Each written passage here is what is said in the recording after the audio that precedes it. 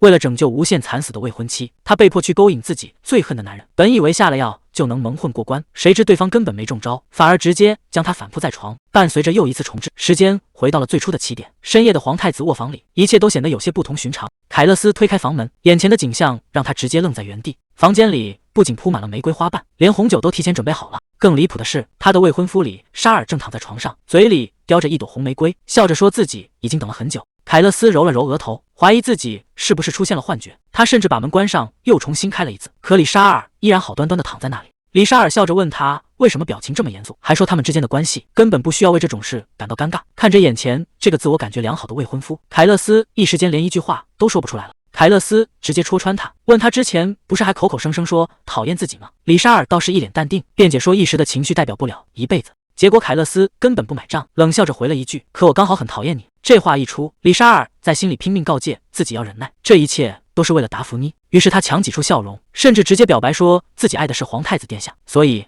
想借這個機會和好。看着里沙爾遞過來的紅酒，還特意強調裡面沒下毒。凱勒斯雖然一臉嫌棄，但最後還是妥協了，答應陪他喝這一杯。他沒有防備，直接把杯裡的紅酒一飲而盡。看着凱勒斯喝下紅酒，里沙爾在心裡暗自得意，原來他在酒裡加了料，只要凱勒斯睡過去，就會誤以為兩人發生了關係。至於為什麼要用這種手段，里沙爾其實也是被逼無奈，他根本就不喜歡皇太子，甚至早就煩透了對方。畢竟凱勒斯可是這個世界的男主角，不僅搶走了他深愛的達芙妮，還害得達芙妮整整死去了48次。為了打破這個無限循環的死局，里沙爾只能硬着頭皮去勾引這個自己最恨的男人。里沙爾以為對方喝了酒很快就會睡着，心裡還盤算着對方肯定也不想和自己同床共枕。誰知道凱勒斯根本沒中招，反而突然睜開眼，一把將里沙爾推倒在床上。看着慌亂的里沙爾，凱勒斯直接戳穿了他的小把戲，還笑着說他可愛的要命。里沙爾這下徹底懵了，質問他明明喝光了那杯酒，怎麼會一點事都沒有？凱勒斯不僅沒有生氣，反而順勢壓了上去，湊在里沙爾耳邊深情地向他表白。里沙爾這下徹底慌了，他怎麼也想不到事情會變成這樣，他根本沒打算和凱勒斯糾纏在一起。這讓他突然想起了自己曾經單戀的女孩達芙妮。達芙妮以前總說一些奇怪的話，她說這個世界其實是一本小說，而她自己就是書裡的女主角。當時里沙爾只當她是在胡言亂語，但達芙妮卻覺得身邊的一切都很詭異，不管是莫名其妙針對她的貴族小姐，還是突然改變心意不退婚的皇太子，都像是被人提前寫好的劇本。起初里沙爾根本不相信這些瘋話，直到後來達芙妮真的和皇太子凱勒斯舉行了婚禮。誰能想到婚禮才過去1個月，達芙妮竟然選擇結束了自己的生命。看着眼前的慘劇，里沙爾根本無法接受這個現實，他寧願相信這一切只是一場夢。就在他痛苦萬分的時候，耳邊突然傳來了熟悉的聲音。里沙爾猛地回過神來，發現達芙妮正一臉擔憂地看着他。看着眼前活生生的人，里沙爾簡直不敢相信自己的眼睛，他居然重生回到了過去。而此时的凱勒斯正跪在地上，厚着臉皮懇求達芙妮的原諒，想要和他重新開始。里沙爾知道這是上天給他改變命運的機會，他絕對不能讓悲劇再次發生。他直接走上前，一把摟住達芙妮的肩膀，冷冷地拋下一句話：“別理這個始亂終棄的男人，我們走。”說完，他直接帶着達芙妮轉身離開，留下凱勒斯一個人尷尬地跪在原地。里沙爾本以為只要自己主動去改變，就能把達芙妮從深淵裡拉出來，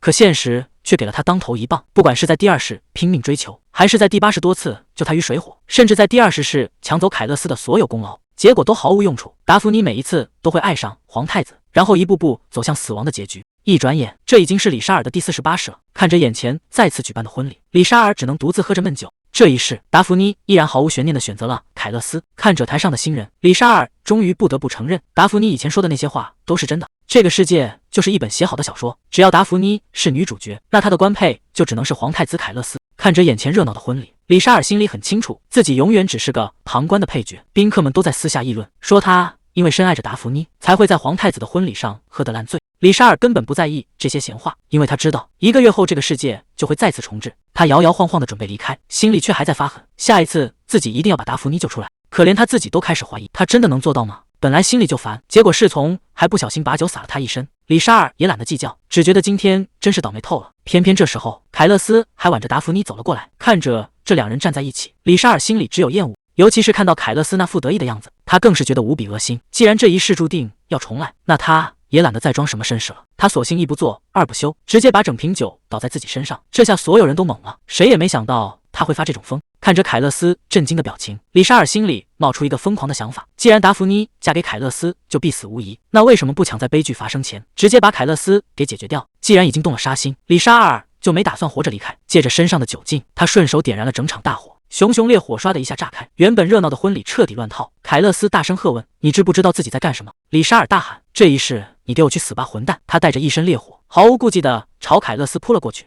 熊熊烈火之中，李莎爾將凱勒斯死死撲倒，一旁的達芙妮被嚇得大聲尖叫。被掐住脖子的凱勒斯艱難掙扎，質問對方為什麼要這麼做，甚至警告他絕對無法全身而退。李莎爾根本不想聽他廢話，憤怒地讓他閉嘴。他大聲質問凱勒斯，知不知道達芙妮已經無辜死去了47次？既然這個死局無法打破，那這一次該死的人就應該是你，凱勒斯。隨着李莎爾手上力道加重，凱勒斯終於支撐不住，徹底失去了意識。看着到地不起的凱勒斯，李莎爾終於鬆了一口氣。這一世他總算親手終結了這一切，確認凱勒斯已經徹底斷氣。李莎爾忍不住笑出了聲。這一刻他等了太久，壓抑了整整48世的痛苦，終於在這一刻徹底釋放。他看着懷裡沒有生氣的屍體，輕輕撫摸着凱勒斯的臉，那些不斷重複的痛苦人生終於在今天徹底結束了。他像是對遠方的達芙妮許下承諾，以後他再也不用擔驚受怕了，因為這個被命運寫好的故事已經被他親手終結。然而還沒等他高興太久，周圍突然安靜的有些詭異。他環顧四周，卻根本找不到達芙妮的身影，連原本在宴會廳裡的賓客全都消失了。還沒等李莎爾反應過來，頭頂的天空突然像鏡子一樣咔嚓一聲裂開了。看着不斷崩塌的世界，李莎爾這下徹底明白了，這個該死的故事根本就不會按照他的計劃發展。原來是因為男主角凱勒斯死了，系統判定故事缺乏合理性，所以整個世界才會直接崩溃。李莎爾氣得破口大罵，可還沒等他發洩完，整個世界就徹底碎成了粉末。伴隨着又一次重置，李莎爾再次睜開眼，映入眼簾的依然是那盞熟悉又刺眼的奢華吊燈。看着眼前吵鬧的宴會廳，還有跪在地上苦苦哀求達芙妮原諒的凱勒斯，李莎爾無奈地嘆了口氣。這一幕已經是他在第49世裡看到的相同場景了。李莎爾這下徹底絕望了。原來不管他殺掉凱勒斯多少次，都根本無法打破這個該死的循環。但他很快冷靜下來，覺得當務之急還是得先想辦法把凱勒斯和達芙妮隔離開。於是他打算先帶走身邊的達芙妮，可達芙妮卻有些猶豫，覺得李莎爾特意來當他的舞伴，自己卻還想去和皇太子說幾句話，實在有些過意不去。就在李莎爾想要阻止的時候，凱勒斯卻突然擋在了他面前。他態度極其囂張，警告李莎爾別再多管閒事，趕緊滾開。李莎爾看着眼前的凱勒斯，心裡突然冒出一個瘋狂的想法，既然這個世界注定會不斷重置，那他還有什麼好顧忌的？他決定直接再殺凱勒斯一次，反正最後都會回到原點，那他不如一遍又一遍地幹掉凱勒斯，直到自己徹底消氣為止。他一邊盤算着要用最痛苦的方式折磨凱勒斯，一邊在走廊裡尋找可以利用的工具。他隨手推開了一間房門，想看看裡面有沒有什麼能派上用場的東西。可門一開，眼前的景象卻讓他徹底愣住了。房間裡2個人正糾纏在一起，這突如其來的畫面讓李莎爾整個人都懵了。李莎爾嚇得趕緊道歉，順手把門死死關上。他靠在門上半天都沒緩過神來，誰能想到在宴會廳旁邊居然有2個男人在偷偷約會。不過冷靜下來之後，李莎爾腦子裡突然靈光一閃，他覺得自己找到了破局的關鍵。之前他一直覺得達芙妮之所以會不斷走向死亡，就是因為嫁給了凱勒斯，所以他才拼命去追求達芙妮，想從源頭上阻止這場婚禮。可結果他整整失敗了48次。為了阻止悲劇，李莎爾之前嘗試了各種辦法，模仿凱勒斯染黑髮，學人家玩霸道總裁，甚至直接表白，結果全都是慘敗。他終於意識到自己根本不可能贏得達芙妮的心。既然搞不定女主角，那不如直接去勾引男主角凱勒斯，只要把凱勒斯搶過來，那家伙就沒機會去禍害達芙妮了。李莎爾越想越覺得自己簡直是個天才，雖然一想到要和那個討厭鬼在一起，他就覺得渾身難受，但只要能保住達芙妮的命，這點犧牲又算得了什麼？想到這裡，李莎爾深吸一口氣，直接推開了眼前的房門。李莎爾決定使出渾身解數去勾引凱勒斯。他重新回到宴會廳，主動走到了達芙妮和凱勒斯面前。看到李莎爾突然出現，凱勒斯還是一臉戒備，李莎爾卻直接走上前，警告凱勒斯以後離達芙妮遠一點，還說自己作為一個男人，看着他們在一起會忍不住嫉妒。凱勒斯聽得一頭霧水，以為這家伙是在為達芙妮吃醋，可誰能想到李莎爾突然話鋒一轉，含情脈脈地看着凱勒斯說，其實自己喜歡的人一直都是凱勒斯殿下。這突如其來的表白把凱勒斯整個人都給整不會了，但李莎爾可不是在開玩笑，他在心裡暗暗發誓，這一世一定要把凱勒斯徹底拿下。李莎爾這驚天一跪，直接把在場的賓客都給看傻了，大家交頭接耳，議論紛紛，懷疑自己是不是聽錯了。凱勒斯更是整個人都懵了，甚至懷疑這家伙是不是瘋了，怎麼會當眾說出這種話？李莎爾卻根本不在乎別人的眼光，反而笑得更加得意。他再次大聲重複了一遍，自己喜歡的人就是皇太子殿下。不僅如此，他還直接走上前一把抓住了凱勒斯的手。凱勒斯被這突如其來的舉動嚇了一跳，想要把手抽回來，可李莎爾卻死死抓着不放，甚至還把臉湊了過去。凱勒斯一把甩開對方的手，整個人嫌棄的不行。李莎爾卻不依不饒，委屈地問殿下為什麼要拒絕他。凱勒斯簡直要氣笑了，質問誰能接受被突然強吻。李莎爾卻覺得這沒什麼，還順便調侃凱勒斯剛才也想對達芙妮下手，這下可把旁邊的吃瓜群眾給興奮壞了，連爆米花都安排上了。凱勒斯臉色一沉，嚴肅地提醒李莎爾，他們2個可都是男人，李沙爾卻根本不在乎，反問這有什麼影響嗎？凱勒斯冷笑着表示，自己作為皇太子還得繼承皇位生孩子，跟一個男人絕对不可能。可李沙爾卻笑得更深了，直接放話自己願意為此努力。這下凱勒斯徹底懵了，完全不敢相信自己的耳朵，質問李沙爾是不是瘋了，到底在說什麼胡話。可李沙爾卻越湊越近，笑着表示連試都不是就放棄，實在是太愚蠢了，而且自己最擅長的就是堅持到底。看着步步緊逼的李沙爾，凱勒斯一邊後退，一邊警告他趕緊冷靜下來，離自己遠一點。可李沙爾根本不聽，反而直接拉住凱勒斯的手，甚至主動要求去東宮做客。就在凱勒斯快要崩溃的時候，旁邊突然衝出來一个人，大罵着李沙爾是個瘋子，抬手就是一巴掌。這下可好，連李沙爾的父親都看不下去了，直接當眾動了手，挨了打的李沙爾還沒吭聲，他父親就趕緊按住他的頭，卑躬屈膝的向凱勒斯賠罪，不停的為這個私生子的無禮道歉，甚至保證回去一定會好好管教。凱勒斯冷冷的看着這一幕，根本不想多說一句話。可誰能想到，被按在原地的李沙爾突然忍不住笑出了聲，接着更是當眾放聲大笑起來。這可把旁邊的父親氣得夠嗆，大罵他是個瘋子，讓他閉嘴。李沙爾心裡很清楚，等回到家肯定又少不了一頓皮肉之苦，而且父親下手極狠，專挑衣服能遮住的地方打。但他現在根本不在乎這些，反而看着凱勒斯那副吃驚的模樣，覺得十分有趣。畢竟這已經是他的第49世了，在那些根本數不清的漫長歲月裡，他早就已經不在乎這些懲罰了。雖然在宴會上鬧得雞飛狗跳，但李沙爾卻覺得今天絕對是收穫最大的一天。可回到家之後，日子就沒那麼好過了。看着鏡子裡紅腫的臉頰，他疼得直吸涼氣。看來這次父親是真的氣瘋了，平時動手都專挑衣服能遮住的地方，這回居然直接往臉上招呼，連他唯一拿得出手的臉都給毀了。就在這時，門外傳來了敲門聲。李沙爾本以為是來送藥的，結果一開門，卻發現是女僕推着餐車站在門口。女僕有些為難地表示，侯爵大人下了禁足令，這段時間都不准他去餐廳吃飯，以後只能在房間裡解決。看着送來的簡單飯菜，李沙爾只能無奈地嘆了口氣。被關禁閉的李沙爾正坐在書桌前整理思路，他一邊啃着麵包，一邊在紙上寫下自己的設定：侯爵家的私生子被父親虐待，被所有人無視，這就是他拿到的悲慘劇本。而這個故事的名字就叫被遺棄的皇冠皇太子後悔了。李沙爾開始在紙上記錄每次重置後的生存指南，他發現每次重置的起點都是在那個宴會上。李沙爾忍不住抱怨起來，要是能重置到更早的時間就好了，如果能早一點開始，那他去勾引凱勒斯的難度肯定會降低不少。可偏偏每次重置的時候，凱勒斯的心裡早就已經只有達芙妮一個人了，也就是說他要是想拿下凱勒斯，就必須在對方心裡超越達芙妮。李沙爾看着手裡的紙筆，覺得這事兒簡直難如登天，畢竟在這個世界裡，根本沒有人能比達芙妮更討人喜歡。她溫柔善良，只要一個微笑就能治癒一切。李沙爾越想越覺得頭疼，要是能直接把真相告訴達芙妮就好了。他多想直接衝到她面前警告她，千萬不能嫁給凱勒斯，否則最後一定會死掉。如果自己真的這麼說了，達芙妮會不會相信他，甚至稍微動搖一下呢？李沙爾腦子裡全是達芙妮笑着向他道謝的畫面，這讓他更加堅定了決心。與其在這裡糾結那些辦不到的事，不如把精力放在眼前的計劃上。現在正是重置的初期，也就是故事剛剛開始的時候。在這個時間節點上，有一件能讓男女主角感情迅速升溫的大事，那就是著名的茶會中毒事件。按照原本的劇情線，達芙妮會因為喝下有毒的茶而倒地不起，而凱勒斯則會在他的病床前日夜守候。等達芙妮醒來看到這一幕，就會對凱勒斯產生複雜的感情。李沙爾越想越覺得這劇情離譜，怎麼能因為人家在床邊守了幾天，就輕易把心交出去？要是換做他，根本就不會讓達芙妮有中毒倒下的機會。不過就算他之前在茶會上救下了達芙妮，也依然沒能贏得他的芳心。但沒關係，反正他現在真正需要拿下的是凱勒斯的心。既然如此，那接下來的計劃就簡單多了。李沙爾忍不住笑出了聲，這下萬事俱備，只欠東風了。他的目標非常明確，那就是徹底取代女主角的位置。他要搶走達芙妮的一切，讓凱勒斯的眼裡和心裡從此以後只剩下他一個人。看着毫不知情的達芙妮，李沙爾在心裡默默說了聲抱歉。這杯原本準備給達芙妮的毒茶，現在就由他來親自喝下。夜深了，皇太子的宮殿裡卻並不平靜。賽寧在房間裡急得直跺腳，大罵李沙爾簡直是瘋了，居然敢當眾說出那種荒唐的話，這簡直是把皇室的尊嚴按在地上磨。相比之下，凱勒斯倒顯得十分淡定，他一邊翻着手裡的書，一邊勸瑟寧冷靜點。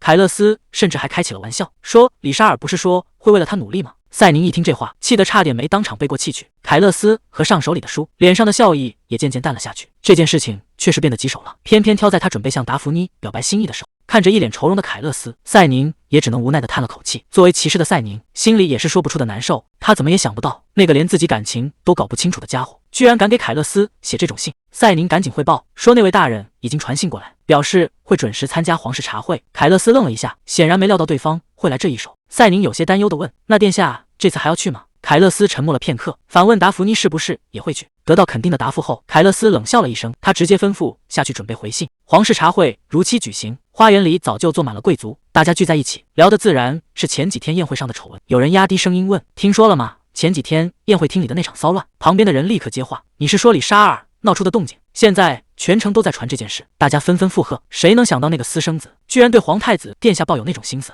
一個子爵冷哼一聲，說自己早就知道那個私生子遲早會惹出大麻煩。他甚至咬牙切齒地表示，希望殿下能狠狠懲罰他，最好直接把他流放。就在大家說得起勁時，一個聲音突然從背後傳來，向大家問好。子爵嚇了一跳，轉頭一看，來人正是李沙兒。李沙兒笑着拍了拍子爵的肩膀，語氣裡滿是調侃。子爵嚇得冷汗直流，趕緊結結巴巴地道歉。李沙兒卻根本不在乎，反而笑着指出，帝國法律可沒有哪一條規定，因為這種事就要被流放。子爵見狀，索性撕破臉皮，質問他怎麼還有臉來參加茶會？難道就不覺得對不起侯爵大人嗎？李沙兒聽完，臉上的笑意更深了。他反問子爵，自己為什麼要覺得抱歉？接着他湊到子爵耳邊，得意地表示，多虧了自己，侯爵很快就要成為皇太子妃的父親了。這話一出，在場的貴族們徹底坐不住了。子爵氣得直哆嗦，大罵李沙兒簡直是胡言亂語，兩個男人怎麼可能生得出繼承人？李沙兒卻一臉無所謂，甚至開始大方地分享起他的計劃。子爵嚇得趕緊讓他閉嘴，生怕他再說出什麼更驚世駭俗的話來。看着李沙兒這父天不怕地不怕的樣子，旁邊的貴族們私底下議論紛紛，甚至還有人暗暗佩服他的膽量。就在這時，人群中走出來一位中年貴族，法洛斯公爵。這位以毒舌著稱的公爵一露面，大家都覺得李沙兒這下要完蛋了。法洛斯公爵走到李沙兒面前，語氣裡滿是嘲諷，問他是不是就這麼喜歡男人。公爵一邊打量着他，一邊冷笑着表示，雖然長了一張好看的臉，但不知道其他地方還有沒有用。接着公爵甚至不懷好意地湊上前，挑釁地問他要不要自己親自來教教他男人的。李沙兒根本不把公爵的挑釁放在眼裡，反而笑着反擊，說自己從不和比自己小的人打交道。這話一出，公爵整個人都傻了，簡直不敢相信自己的耳朵。周圍的貴族們也跟着倒吸一口冷氣，這可是在皇宮裡，怎麼能說出這麼粗俗的話？李沙兒卻笑得更開心了，甚至還大聲重複了一遍，大聲宣告大才是最好的。這驚人的發言直接讓剛走過來的凱勒斯和達芙妮愣在雲。凱勒斯更是氣得直咬牙，達芙妮嚇得趕緊捂住嘴，臉紅得不行。李沙兒一轉頭，正好看到走過來的達芙妮，頓時有些慌了神，結結巴巴地打招呼。達芙妮雖然尷尬，但還是禮貌地回應了他，甚至還試圖幫他打圓場，說這只是個誤會。可誰能想到，達芙妮接着又小聲補了一句，其實自己也覺得大一點的更好。就在氣氛有些尷尬的時候，達芙妮主動向李沙兒發出邀請，指着旁邊的空位，問他要不要一起過去坐。李沙兒一聽，頓時受寵若驚，整個人都有些飄飄然了，趕緊屁顛屁顛地跟了上去。看着李沙兒那副得意的樣子，凱勒斯在後面冷冷地盯着他，臉色陰沉的可怕。等幾個人在桌邊坐下後，李沙兒更是直接把矛頭對準了凱勒斯，故意挑釁地問他，堂堂皇太子殿下怎麼不去主位上坐着？凱勒斯理直氣壯地回答，因為這個位置看起來更好。凱勒斯轉頭吩咐女僕去拿些櫻桃布丁過來。聽到櫻桃布丁這幾個字，李沙兒心裡頓時拉響了警報。誰不知道櫻桃布丁是達芙妮最喜歡的甜點？凱勒斯這家伙居然想用食物來討好他。李沙兒在心裡冷笑，達芙妮才不會被這種小恩小惠收買。可打臉來得太快，達芙妮看着端上來的甜點，眼睛都亮了。這下李沙兒徹底慌了，要是再這麼下去，達芙妮遲早會被凱勒斯給拐跑。眼看着女僕把布丁端了上來，李沙兒咬了咬牙，決定豁出去了。他在心裡默默跟達芙妮道了個歉，看來今天自己注定要當一回惡人了。就在達芙妮準備享用甜點的時候，李沙兒突然捂住額頭，整個人直接往旁邊倒去。他一邊裝作虛弱的樣子，一邊順勢倒在了餐桌上。凱勒斯和達芙妮當場愣住，完全沒反應過來發生了什麼。李沙兒嘴裡還哼哼唧唧的道歉，說自己只是突然有點頭暈。誰能想到李沙兒居然直接把臉埋進了達芙妮的布丁裡，這下旁邊的貴族全看傻了，大家私底下小聲嘀咕，這家伙該不會是吃醋了吧？達芙妮急得不行，趕緊問他要不要緊，畢竟剛才還嚷嚷着頭暈。結果李沙兒猛地抬起頭，臉上還粘着粉色的布丁，笑着說自己已經全好了。李沙兒還不停口，大肆誇讚皇室的甜點神奇，說自己不僅不頭暈了，連頭痛和消化不良都一掃而空。最後他甚至厚着臉皮宣布要把這盤布丁全部吃光。看着李沙兒這副反常的舉動，達芙妮滿臉都是擔憂，這家伙真的沒問題嗎？李沙兒明明最討厭櫻桃和布丁，現在卻為了賭氣，直接把整盤布丁往嘴裡塞。他一邊狼吞虎咽，一邊嘴硬地嚷嚷着，只要能治病，自己什麼都能吃下去。看着李沙兒這副滑稽的吃相，凱勒斯在旁邊冷眼旁觀，甚至連勺子都懶得遞給他。李沙兒還故意大聲誇讚，說這布丁簡直是人間美味，自己還要吃更多。凱勒斯冷笑了一聲，慢條斯理地表示，看來帝國廚師的手藝確實比想象中還要好。接着凱勒斯直接轉頭吩咐女僕把宮裡所有的櫻桃布丁全都端上來。李沙兒一聽，整個人都傻眼了。凱勒斯似笑非笑地盯着他，說既然對身體好，那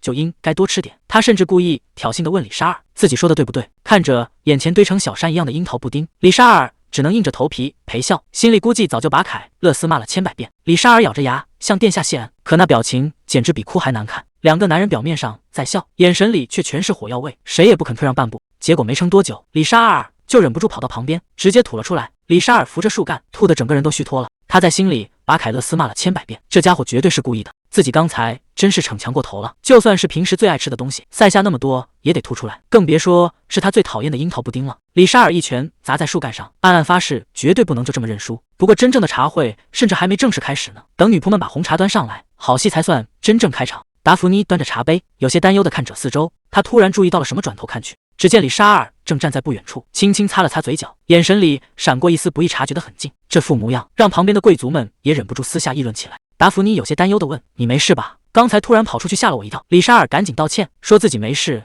讓大家擔心了。凱勒斯似笑非笑地開口：“如果還想要的話，儘管說就是了。”李沙爾大人，他接着挑釁道：“我們的頂級廚師會專門為你準備一座櫻桃布丁山的。”李沙爾聽完只能硬着頭皮陪笑，說自己真是太感动了。可他心裡早就把凱勒斯罵了千百遍，恨不得讓他立刻消失。為了掩飾尷尬，李沙爾端起茶杯猛灌了一口。達芙妮見狀有些不好意思地問：“那個李沙爾要不要喝我的茶？”他看李沙爾好像還是很渴的樣子，便主動把茶杯遞了過去。李沙爾愣了一下，隨即整個人都飄了。他感動得不行，覺得達芙妮簡直就是天使，自己明明搶了他最愛的櫻桃布丁，他居然還這麼關心自己。他正愁着怎麼把達芙妮的茶弄到手呢，這下倒好，對方直接主動送上門了。可就在他端起茶杯的那一刻，看着杯子裡晃動的茶水，他突然意識到了什麼，這杯茶好像並不是有毒的那一杯，這杯茶不对勁，有毒的茶怎麼會換了位置？按照計劃，那杯加了料的茶应該在達芙妮面前才對。李沙爾猛地轉頭看去，整個人都傻了。那杯致命的毒茶，此時此刻居然正端在凱勒斯的手裡。眼看凱勒斯端起茶杯就要往嘴邊送，李沙爾腦子裡一片空白。這要是讓皇太子喝下去，後果根本無法想象。李沙爾什麼也顧不上了，一個箭步衝了上去，一把奪過凱勒斯手裡的茶杯。凱勒斯被這突如其來的舉動弄得眉頭緊鎖，冷冷地質問他到底在幹什麼。李沙爾一邊死死護住茶杯，一邊慌亂地找借口解釋，說這杯茶是屬於自己的，求殿下恕罪。其實冷靜想想，既然有毒的茶在凱勒斯手裡，達芙妮就是安全的，他根本沒必要強行出頭。可當時情況萬分緊急，他根本來不及多想，身體已經先一步做出了反應。李沙爾腦子裡只有一個念頭，絕對不能讓凱勒斯喝下這杯毒茶，哪怕是搶，他也必須把這杯茶喝下去。李沙爾一仰頭，直接把杯子裡的毒茶灌了下去，茶杯摔落在地上，碎成幾瓣，毒性發作的比想象中還要快。李沙爾整個人直接癱倒下去。這突如其來的變故讓在場的所有人都慌了神，整個茶會現場頓時亂成了一團。就在這混亂的關頭，一枚金幣在桌面上飛速旋轉着，隨着金幣緩緩倒下，正面朝上，有人低聲說了一句：“是正面。”女人癱坐在地上，大口喘粗氣，慶幸自己撿回了一條命。萊奧斯有些不耐煩地咂了咂嘴，抱怨着怎麼一直都轉不到反面。他揮了揮手，示意帶下一個進來。守衛押着一個被五花大綁的男人走上前，向萊奧斯匯報這個人的罪行，說他是個專門入室盜竊，甚至殘忍殺害目擊婦孺的連環殺手。萊奧斯聽完冷笑了一聲，說：“還真是個十惡不赦的混蛋。”不過他還是拿出了那枚金幣，表示要給這個殺手一個機會。如果金幣落地是正面，就饒他一命；如果是反面，那就只能當場送命了。男人嚇得冷汗直流，死死盯着那枚金幣。隨着金幣被高高拋起，在空中飛速旋轉着落下，手下急匆匆地跑來匯報，說凱勒斯殿下那邊有動靜了。聽到這個名字，萊奧斯嘆了口氣，那個被綁着的殺手還在為自己的命運提心吊膽。就在這時，旋轉的金幣終於停了下來。守衛低頭一看，大聲匯報是正面。可還沒等那個殺手鬆一口氣，萊奧斯突然拔出佩劍，唰的一下直接把人給解決了。萊奧斯收起劍，冷冷地吩咐下去，準備一場盛大的宴會。他表示自己也是時候抽空去見見自己的兒子了。手下趕緊領命。不過萊奧斯似乎又想到了什麼，突然補充了一句，把弗里德里希侯爵的兒子也一起請過來。在一片嘈雜中，李沙爾的意識逐漸模糊。瀕死之際，他忍不住想，如果自己真的死了，會有誰為他擔心？會是達芙妮嗎？耳邊傳來焦急的呼喊。李沙爾緩緩睜開雙眼，可眼前的畫面卻讓他徹底懵了。凱勒斯竟然正死抱着他。凱勒斯聲音顫抖着說：“謝天謝地，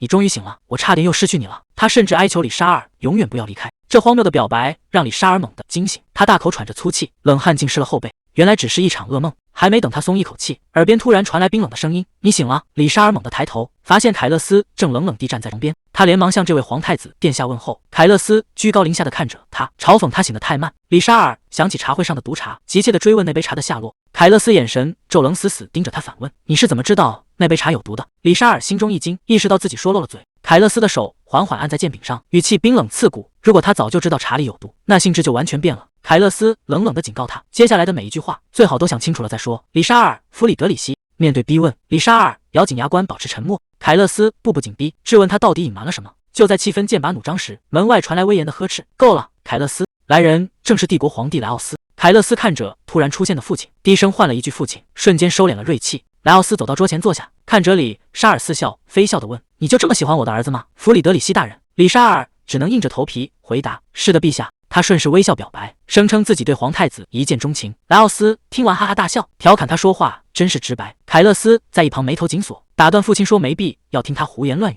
堅稱審訊還沒有結束。萊奧斯卻擺了擺手，表示自己為了等他醒來，已經等了2天，有什麼事吃完午飯再說。面對皇帝的施壓，凱勒斯只能妥協退讓。里沙爾在一旁默默盤算，原來自己已經昏迷了2天。這起事件被定性為刺殺皇太子未遂，而他成了關鍵證人，這正合他的心意，因為他本就計劃要見皇帝一面，只有這樣才能順利推進接下來的計劃。萊奧斯慢條斯理地吃着東西，狀似無意地發問，他很好奇里沙爾為什麼要喝下毒茶，畢竟這救了他寶貝兒子的命。里沙爾表面陪笑，內心卻警鈴大作，眼前的皇帝眼神裡毫無笑意。傳聞他最近親自處決死囚，只為找樂子，是個極度殘暴且喜怒無常的暴君。如果回答不能讓對方滿意，自己這第49次回歸就徹底交代了。他必須給出一個能勾起皇帝興趣的答案。里沙爾深吸一口氣，笑着回答：“因為我想和殿下產生連結，想和殿下來個間接接吻。”凱勒斯瞬間黑了臉，咬牙切齒地感到噁心，隨從更是聽不下去，請示皇帝是否要把這個瘋子拖出去。萊奧斯卻哈哈大笑，示意眾人退下。隨後他收起笑容，提出要和里沙爾單獨談談。里沙爾心中暗喜，第一階段的計劃順利達成。凱勒斯臉上的笑意瞬間消失無蹤，眼神冰冷如刀。他冷冷地警告里沙爾，少在父親面前耍那些小聰明。萊奧斯開門見山地質問：“你到底想要什麼？是想當皇太子妃，還是想成為皇後？”里沙爾很清楚皇帝在試探他，皇帝不需要瘋子或野心家，只需要一個有利用價值的妻子。里沙爾微微一笑回答：“皇後之位確實是個美夢，不過陛下您從一開始就沒打算把皇位傳給皇太子吧？”萊奧斯臉色驟變，厲聲質問他在胡說八道什麼。里沙爾直視着皇帝的眼睛，一字一句地表示自己很清楚陛下真正渴望的是什麼。里沙爾緩緩開口：“那位生下皇太子就撒手人寰的先代皇後，你其實在尋找皇後的遺體吧？”伴隨着一陣嬰兒的啼哭聲，緊閉的房門終於被推開。萊奧斯急忙迎上去詢問情況怎麼樣了，孩子和皇後都還好嗎？他嘴裡喃喃念着一個名字：艾麗卡。女僕抱着剛出生的嬰兒走出來，有些結巴地解釋：“皇太子殿下非常健康，但是……”萊奧斯心裡一緊，連忙追問：“但是什麼？”女僕低下頭，聲音越來越小：“皇后陛下到現在還沒有醒過來。”萊奧斯快步走到床前，看着昏迷不醒的妻子，整個人都陷入了絕望。畫面一轉，回到了現實的宮殿中，里沙爾冷冷地看着眼前的萊奧斯，用自己最愛的人的性命換來這麼一個孩子，換作是你又怎麼可能去愛他呢？萊奧斯冷笑了一聲，緩緩開口說道：“女人在分娩時喪命，這並不是什麼罕見的事。”他盯着里沙爾，語氣裡滿是壓迫感：“你真的以為我會因為這種理由去恨自己的兒子，甚至不打算把皇位傳給他？”萊奧斯站起身來，居高臨下地看着里沙爾：“我問的是你是不是真的愛我兒子，弗里德里希大人，我可沒問你是怎麼看我的。而且我也不明白你為什麼會突然提起皇後的遺體。”萊奧斯突然出手，一把死死掐住里沙爾的脖子，他眼神裡滿是殺意，冷冷的警告：“如果你不立刻把你的真實意圖交代清楚，光是侮辱皇室這一條罪名，我就能讓你人頭落地。”里沙爾被掐得根本無法呼吸，只能艱難地從喉嚨裡擠出幾個字：“切西卡領地的公爵。”他緩過一口氣，直視着萊奧斯的眼睛，艱難地說道：“我相信您早就已經知道了，陛下，皇後的遺體就藏在切西卡領地，您只是因為情況不允許，才一直沒能去取回來。”這話一出，萊奧斯徹底被激怒了，他死死掐住里沙爾的脖子。萊奧斯怒吼着質問：“你到底知道多少？快給我回答！”里沙爾。里沙爾被掐得直咳嗽，艱難地擠出幾個字：“陛下。”萊奧斯根本不聽解釋，冷冷地命令他立刻回答。里沙爾只能艱難地表示：“您得先放開我才行。”萊奧斯這才意識到自己失態了，緩緩鬆開了手。他有些尷尬地道歉，說自己剛剛有些失控了。里沙爾拋出了誘餌，他說自己知道怎麼讓皇後復活，只要給他一點時間，就能幫陛下實現夙願。不過這天底下可沒有免費的午餐。里沙爾笑着提出條件，作為交換要把皇太子殿下交給他。萊奧斯冷冷地看着他，問他是不是在跟自己做交易？他憑什麼讓自己信任自己花了10多年都沒辦成的事？里沙爾又憑什麼能做到？里沙爾卻顯得很有把握，說陛下在這場交易裡根本不會有任何損失。他反問萊奧斯，如果自己真的和皇太子成婚會發生什麼？到時候帝國的貴族和百姓絕對不會坐視不管，他們會聯名要求廢除皇太子，因為他們無法接受一個名聲敗壞的繼承人，而這正好能給萊奧斯一個最完美的借口，順理成章地廢掉凱勒斯，廢掉這個害死自己母親的討人嫌的兒子。如果我替您除掉他，不正是您最想要的嗎？萊奧斯聽得直皺眉頭，直言自己聽不懂。他靠在椅背上，冷冷地質問里沙爾：“就算這筆交易只對我有利，那你又能得到什麼？你為什麼要親手把自己愛的人拉入深淵？”里沙爾卻笑得十分坦然，說自己正是因為愛他才想要毀了他，只有當皇太子徹底墜入深淵，他才會完全屬於自己。聽到這個瘋狂的理由，萊奧斯忍不住冷笑起來，罵他真是個瘋子。不過這筆和皇帝的交易算是徹底談成了。夜幕降臨，里沙爾獨自走在庭院裡，心裡暗自得意，一切都在按計劃順利進行。而他的下一個目標就是找出皇后遺體的下落。里沙爾一邊走着一邊在心裡盤算，他記不清這是第幾次循環了，只記得當初得知皇后遺體下落時，還以為大家都瘋了。不過當務之急是得盡快去拜訪切西卡公爵。正琢磨着，面前突然傳來腳步聲，李莎兒猛地抬頭，發現凱勒斯不知什麼時候已經跟了上來。李莎兒立刻換上一副笑臉，打趣說：“夜裡風大，殿下其實不用特意來送他。”凱勒斯冷着臉回了2個字：“胡說。”他盯着李莎兒質問：“一個嫌疑人大半夜的還想往哪走？”李莎兒一臉無辜的解釋：“自己之前都說過了，只是想和殿下來個間接接吻。”凱勒斯聽完臉色更難看了，冷冷地問他：“到底還要用這種荒唐的謊言糊弄自己到什麼時候？開玩笑也得有個限度。”看着凱勒斯這副油鹽不進的樣子，李莎兒心裡暗暗叫苦，這家伙還真是難纏。當初達芙妮喝下毒茶昏迷時，凱勒斯的反應可完全不是這樣。那時候的凱勒斯可是沒日沒夜的守在達芙妮床前，寸步不離。李莎兒心裡滿是不甘，自己為了查出幕後黑手拼了命地四處奔波，可到頭來達芙妮卻還是選擇偏向凱勒斯，那個什麼都沒做的家伙。李莎兒一邊走着一邊在心裡冷笑，凱勒斯根本就是個自私的混蛋，最愛的永遠只有他自己。李莎兒無奈地嘆了口氣，說：“殿下似乎認定了我就是兇手，不過這難道不是因為殿下自己只願意相信這個結論嗎？”凱勒斯被這句話問得愣了一下。李莎兒步步緊逼，笑着表示：“殿下之所以把我說的每句話都當成謊言，只是因為殿下心裡早就做好了決定。”他突然湊上前去，伸手捧住凱勒斯的臉。李莎兒語氣真誠地表示，自己對殿下絕對是真心的。他湊在凱勒斯耳邊低語，說自己想要得到殿下，哪怕與全世界為敵也無所謂。凱勒斯整個人都僵住了，根本無法避開對方的觸碰，而李莎兒心裡卻在冷笑，他絕不能讓凱勒斯靠近達芙妮一步，因為在他的世界裡，除了達芙妮，其他一切都根本不重要。李莎兒再次笑着強調，自己剛才說的每一句話可都是發自肺腑的真心話。他在心裡冷笑，自己對凱勒斯的死活根本就毫不在意。他突然上前一步，一把將凱勒斯摟進懷裡。李莎兒湊在對方耳邊，語氣溫柔地表白，說自己是真心愛着凱勒斯殿下。可緊接着，他就在心裡補了一句：“不過這句是騙人的。”凱勒斯被這突如其來的舉動弄得有些措手不及，連忙伸手想要推開他。李莎兒卻已經主動退開，笑着向他告別，說期待下一次的見面。他轉過身頭，也不回的邁步離開。總有一天，凱勒斯也會像自己一樣徹底陷進去，他一定會讓這件事變成現實。沉悶的重擊聲在走廊回盪，伴隨着骨頭碎裂的劇痛。對李莎兒來說，這種折磨從小到大早已習慣。旁邊的女仆嚇得渾身發抖，小聲嘀咕着再打下去會出人命。另一個趕緊拉住她，示意她裝作什麼都沒看見。畢竟私生子挨打，在這個家裡根本不算新聞。李莎兒被一腳踹倒在地，疼得連呼吸都無比艱難。侯爵冷冷地俯視着他，命令他立刻開口認錯，只要他肯低頭交代，這頓毒打就能停下。李莎兒死死咬緊牙關，硬是一聲不吭。他心中滿是屈辱與不甘，難道就因為自己是私生子，就必須承受這種非人的虐待嗎？李莎兒艱難地抬起頭，咬牙說自己根本沒有錯。這句話讓侯爵徹底暴怒，他指着李莎兒破口大罵，說他走路時竟然敢抬頭亂看，完全忘了必須低頭看地板的規矩。達芙妮突然大聲喝止，命令他們立刻住手。李莎兒腦海中閃過無數痛苦的畫面，在那些最黑暗的深淵裡，唯一向他伸出援手的就只有眼前的達芙妮。就像現在這樣，李莎兒傷勢過重，眼前一黑，整個人倒了下去。達芙妮眼疾手快，一把將他緊緊扶住。李莎兒在半夢半醒間，嘴裡還呢喃着達芙妮的名字。達芙妮憤怒地質問他們，怎麼能把親生兒子折磨成這樣？李莎兒看着眼前的達芙妮，虛弱地輕聲向他道謝，沒想到你會親自幫我包紮。達芙妮一邊包紮一邊埋怨說，你根本不知道你暈倒時我有多麼擔心。他本想來看看李莎兒的近況，卻沒想到一進門就看到這副慘狀。那天他剛回到侯爵府，迎接他的就是父親劈頭蓋臉的暴怒。父親揮舞着木棍，歇斯底里的咆哮，質問他這個廢物憑什麼參加皇室茶會，甚至還在皇宮裡待了整整2天，簡直是徹底瘋了。李莎兒本想和往常一樣默默忍受這頓毒打，可他卻忍不住出言挑釁，說自己身上還有沒受傷的地方，讓父親儘管動手試試。侯爵被徹底激怒，痛罵他是個不知悔改的畜生。隨後父親叫來了德里克，命令他狠狠動手。德里克冷笑着走上前，挑釁地捏了捏拳頭。李莎兒還沒來得及反應，就被德里克一拳重重砸在腹部，瞬間失去了意識。達芙妮看着李莎兒滿身的傷痕，心疼的眼眶發紅，她忍不住替他感到不公。明明只有你哥哥被當成繼承人，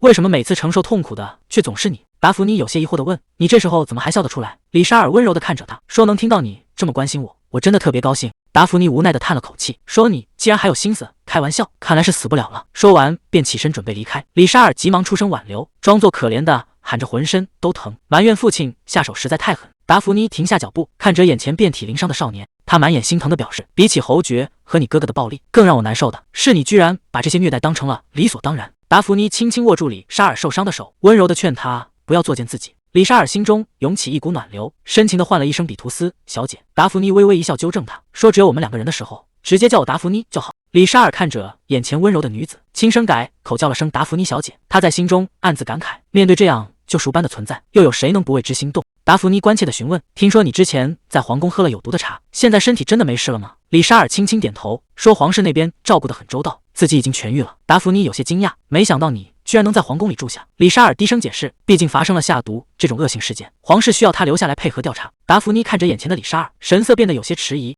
他輕聲問李沙爾：“你喜歡的人真的必須是皇太子殿下嗎？”李沙爾整個人瞬間懵了，完全沒反應過來他在說什麼。達芙妮急忙解釋，自己並不是想否定他的感情，甚至願意為他加油，但如果那個人是凱勒斯，他就必須出面阻止。畢竟回想起凱勒斯以前的惡劣行徑，那絕對不是一個值得托付的人。李沙爾這下徹底慌了，意識到達芙妮產生了天大的誤會，他急忙想要辯解，說自己對凱勒斯殿下絕無男女之情。可達芙妮根本不給他解釋的機會，直接握住他的手勸道：“要不你還是換個男人喜歡吧，比如……”還沒等達芙妮把話說完，門外突然傳來一個冰冷的聲音，侯爵冷冷地打斷了他們，說：“今天的調情也該適可而止了。”命令李沙爾立刻滾出來。他面色陰沉地命令李沙爾說：“有件重要的事情必須去辦，現在立刻跟他走。”達芙妮見狀，急忙上前阻攔。李沙爾現在受了這麼重的傷，才剛從鬼門關走了一遭，如果您還想對他動手，我絕對不會坐視不管。侯爵聽完臉色一沉，有些不悅地咂了咂嘴，他冷冷地反問達芙妮：“難道在你眼裡，我會平白無故傷害自己的親生兒子嗎？”接着他毫不客氣地下了逐客令，說：“天色已晚，請達芙妮小姐立刻離開侯爵府。”李沙爾在一旁默默看着這一幕，心中暗自冷笑，這個世界還真是現實得很。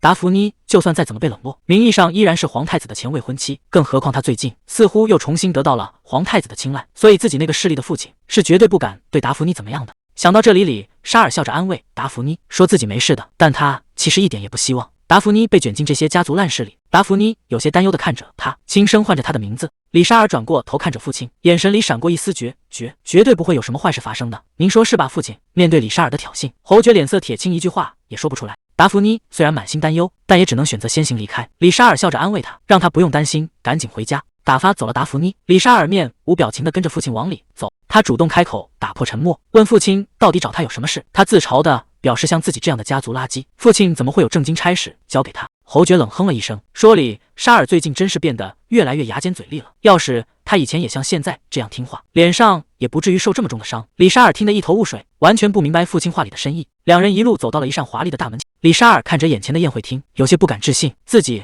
現在真的可以進去吃晚飯嗎？侯爵冷冷地警告他，這是他作為父親給的最後一次機會，等會兒一進門，必須立刻向裡面的人賠罪道歉。李沙尔整個人都愣住了，道歉？這門後到底坐着誰？坐在桌前的男人冷冷地開口：“我們又見面了，李沙爾少爺。”李沙爾這下徹底懵了，他怎麼也沒想到，坐在這裡的竟然是皇太子凱勒斯。他有些慌亂地表示：“很抱歉，讓殿下特意邀請他過來，但他現在必須立刻回去。”凱勒斯冷冷地看着他，緩緩開口叫了他的名字：“李沙爾少爺，我非常希望我們能盡可能簡明扼要地結束這場討論。”與此同時，外面的天色突然陰沉了下來，兩個僕人走在庭院裡，忍不住抱怨這鬼天氣怎麼說變就變，看這架勢怕是馬上就要下雪了。眼看天色越來越差，達芙妮主動提出告辭，準備乘車離開。德里克急忙追了出來，勸他留下來留宿一晚。達芙妮毫不猶豫地拒絕，冷冷地表示，要不是因為李沙爾，這地方他一秒都不想多待。臨走前，他警告德里克，千萬別去招惹凱勒斯看中的人。德里克滿臉不敢置信，質問殿下怎麼會看上那種垃圾。達芙妮懶得廢話，丟下一句別來煩我，便頭也不回地上了車。德里克腦子裡全是剛才的警告，雖然嘴上不服氣，但想到皇太子的狠辣手段，他還是忍不住陣陣後怕。此時宴會廳裡氣氛緊張到極點，侯爵死死按着李沙爾的頭，逼他趕緊向皇太子賠罪。李沙爾卻滿臉不服氣，質問自己到底做錯了什麼。侯爵氣得咬牙切齒，低聲訓斥他丟盡了家族的臉，警告他看清形勢，趕緊認錯。李沙爾心裡卻很清楚，皇太子臉色難看，純粹是被父親死纏爛打給煩。凱勒斯冷冷地看着他，終於鬆口，表示只要現在認錯，茶會上的下毒嫌疑可以既往不咎。李沙爾有些不敢相信，追問是不是認錯就能當沒發生過。得到凱勒斯肯定的答覆後，李沙爾再也繃不住了，所有的委屈和壓力在這一刻徹底爆發。李沙爾突然提起了達芙妮，指責凱勒斯總是冷酷地推開別人。這話一出，凱勒斯直接愣在原地，旁邊的侯爵嚇得魂飛魄散，大聲呵斥李沙爾竟敢如此放肆。李沙爾表面上裝作委屈，心裡卻在暗自得意，只要能動搖凱勒斯的心神，他的目的就達到了。他故意擺出受傷的模樣，嘆息着說，殿下實在太殘忍。這可把一旁的侯爵給急壞了，侯爵氣得直跳腳，大罵李沙爾是在火上澆油，這是要把整個家族都給毀了，生怕皇太子的怒火波及到自己。可誰能想到，凱勒斯根本沒聽他們爭吵，嘴裡只是輕輕念叨着達芙妮的名字。整個宴會廳瞬間安靜的可怕，誰也不敢多說一個字。最後侯爵硬着頭皮打破尷尬，吩咐女僕趕緊把主菜端上來。外面的暴風雪越下越大，這場晚宴注定只能不歡而散。晚宴剛一結束，德里克就挨了父親一頓暴揍，父親把所有過錯都怪在他頭上，怪他沒管教好自己的弟弟。德里克心裡憋屈的要命，把這筆賬全算在了李沙爾頭上。他氣冲沖地推開房門找李沙爾算賬，對方卻像個沒事人一樣悠閒看書。德里克衝上去一把奪過書扔在地上，質問他怎麼還有心思看書。可當德里克看清書上的內容時，整個人直接傻在原地，上面畫的居然是兩個男人的親密圖。李沙爾卻一臉淡定，說這不過是提前做點準備。德里克氣得直翻白眼，轉身摔門而出。剛走到走廊，外面就傳來一陣嘈雜聲。迎面走來的女僕趕緊解釋，因為外面雪太大，皇太子殿下今晚只能留宿府裡。聽到這個消息，德里克神情變得有些複雜，隨即意味深長地笑起來。另一邊，凱勒斯正獨自在房間休息，門外突然傳來敲門聲，有人執意要送茶水過來。凱勒斯有些不耐煩地拒絕，可門外的人卻依舊不依不饒。門外的人還在喋喋不休，凱勒斯被煩得不行，猛地一把拉開房門。可看清門外的人後，凱勒斯直接愣在原地。站在門外的居然是穿着女僕裝的李沙爾。李沙爾微微一笑，調侃殿下還真開門了。其實凱勒斯留宿也是被逼無奈，之前侯爵急匆匆跑來報告，外面的暴風雪太大，封了路，根本無法趕路。侯爵見狀，極力邀請凱勒斯留宿。凱勒斯雖然10000個不情願，也只能咬牙留了下來。畫面一轉，回到了不久前李沙爾的房間裡。德里克突然推門進來，說有差事要交給他辦。李沙爾有些無奈地問：“這次又是什麼事？”還諷刺德里克要是想運動，大可不必一直來開關他的房。德里克氣得大吼：“讓李沙爾閉嘴，少在自己面前頂嘴！”接着，德里克清了清嗓子，說：“因為天氣原因，皇太子殿下今晚要留宿在這裡。”李沙爾一臉興奮地感嘆：“這可真是太棒了！”德里克在一旁冷嘲熱諷，說：“你現在是不是高興壞了？”接着，他陰險地提議：“既然這樣，你不如親自去伺候殿下過夜。”畫面一轉，李沙爾穿着女僕裝，正緊緊貼在凱勒斯身上。凱勒斯有些惱怒地質問：“李沙爾，你到底在幹什麼？”李沙爾面帶紅暈地笑着回答：“自己之前不是說過了嗎？要幫殿下暖暖身子。”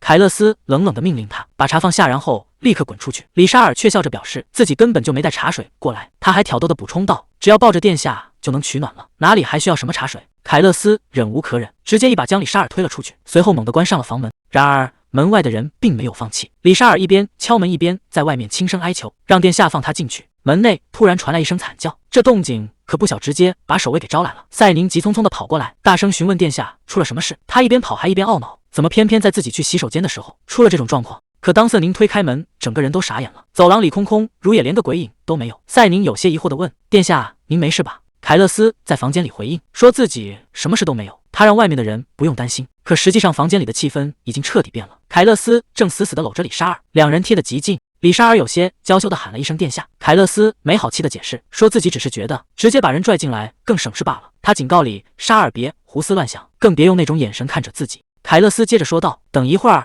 把外面的騎士打發走，李沙爾就可以回去了，別在這裡惹出什麼亂子。”李沙爾卻一口回絕了，說自己做不到。他表示自己收到的命令是今晚必須留下來伺候殿下。凱勒斯聽完，臉色瞬間陰沉了下去。李沙爾笑着拉開衣服，身上滿是傷痕。凱勒斯冷冷地問：“到底是誰給你下的這種命令？”李沙爾回答：“當然是我的父親。”凱勒斯追問：“是李沙爾侯爵的命令嗎？”凱勒斯看着他臉上的傷，又問了一句：“你臉上的傷也是你父親弄的嗎？”李沙爾愣了一下，沒想到對方是在擔心自己。他有些慌亂地解釋，說：“不是的，自己只是走路不小心摔倒了。”凱勒斯沉默地看着他，沒有說話。李沙爾有些緊張地問：“怎麼了？”凱勒斯突然湊近，低聲說道：“這還是我第一次看到你慌張的樣子。”他伸手托住李沙爾的下巴，命令道：“老實交代吧，李沙爾，你之前那些出格的舉動，難道也都是聽從侯爵的命令嗎？”他覺得以侯爵的手段，確實能想出這種卑劣的計劃，利用自己那惹麻煩的二兒子來達到目的，這讓他感到無比煩躁。李沙爾有些委屈地反問：“您憑什麼這樣憑空揣測？難道折磨我對您來說很有趣嗎？”他抓着凱勒斯的手，聲音有些顫抖：“您真是太殘忍了，殿下！為什麼您總是懷疑我的真心？”李沙爾突然湊近，笑着挑逗道：“難道非要我吻您，您才會相信我嗎？”凱勒斯冷笑了一聲，說：“那你就試試看啊！”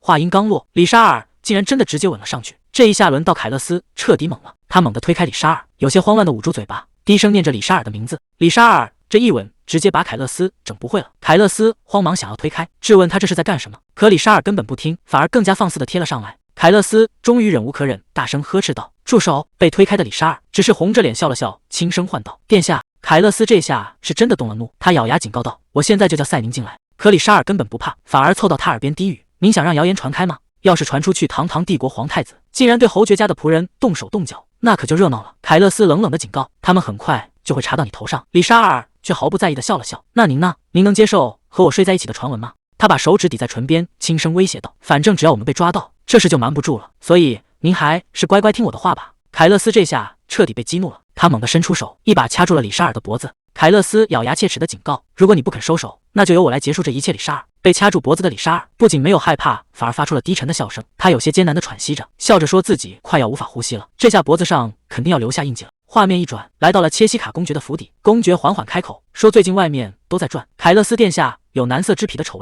他轉頭問身旁的女兒葉夫根尼亞：“你對這件事怎麼看？”葉夫根尼亞笑了笑，說自己也不太清楚，他覺得這不過是那些愛嚼舌根的人又在瞎編什麼無根據的謠言罷了。葉夫根尼亞繼續分析說：“雖然里沙爾那邊可能是真的，但殿下對達芙妮小姐的感情，大家可都看在眼裡。他猜測這大概只是里沙爾單方面的自作多情罷了。”公爵聽完若有所思，問女兒也是這麼想的嗎？但他接着表示：“殿下這種反常的舉動背後，說不定是在隱藏什麼真正的意圖。”葉夫根尼亞看着父親，笑着調侃道：“看來殿下現在的所作所為，讓父親您覺得很礙眼啊。”公爵冷笑了一聲，眼神裡滿是陰齟。他語氣冰冷地表示：“無論如何，他們的計劃絕對不能出現任何絆腳石，是不是這樣啊？”葉夫根尼亞笑着附和說：“是的，父親。無論如何，我們必須清除所有的障礙。”